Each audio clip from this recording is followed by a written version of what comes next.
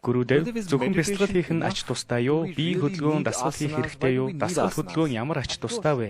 Мэдээж хэрэг өндөр настай урд өмнө дасгал хөдөлгөөн төдийлөн хийж байгаагүй өвчтөе хүн дасгал хөдөлгөөн гэхээсээ илүүтэйгээр ядаж амьсгалын дасгал болон бясалгал хийгээд байх хэрэгтэй. Бясалгалыг огшимын гэж үзвэл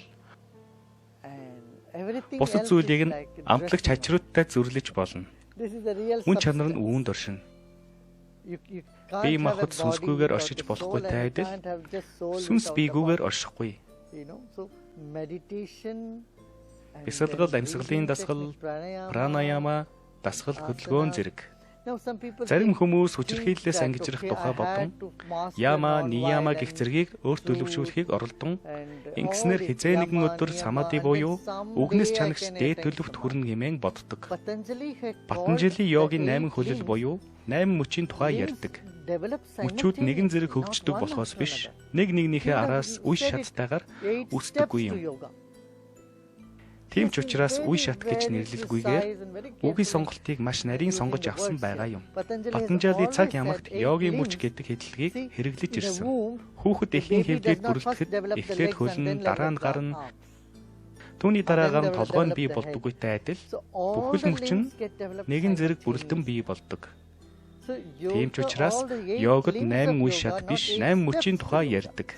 Учир нь үе шат гэдэг нь эхлээд нэг шатыг гүцээгээд дараа нь дараагийн шатанд хүрч тэрний дараагаар нь дараагийн шатанд хүрэх гэсэн утгатай юм. Харин йогод та хэдий хэмжээнд чин сэтгэлээс хүчирхийллийг үл дэмжих байдалтайгаар амьдралд хандан төдий хэмжээгээр пранаямаг сайн гүйцэтгэж хүн бясалгалд орно. Нөгөөтгөөр та бясалгал хийж эхэлснээр чин үнэнийг олж хүчирхийллээс ангид оршихыг мэдэрч тэдгээр нь таны амьдралын нэг хэсэг болно.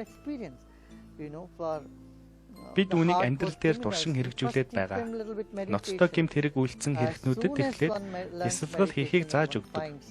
Бясалгал хийж дадснаар тэд уур уцаараас салснаа мэдэрч тайвширч хүчирхийллээс ангид байхыг эрхэмлэх зан чанар нь өөрчлөгдөх гэх зэрэг өөрчлөлтүүд нэгэн зэрэг төлөвшөж эхэлдэг. Тийм ээ. Өөрчлөлтүүд нэгэн зэрэг хөгждөг гэж хэлж болно.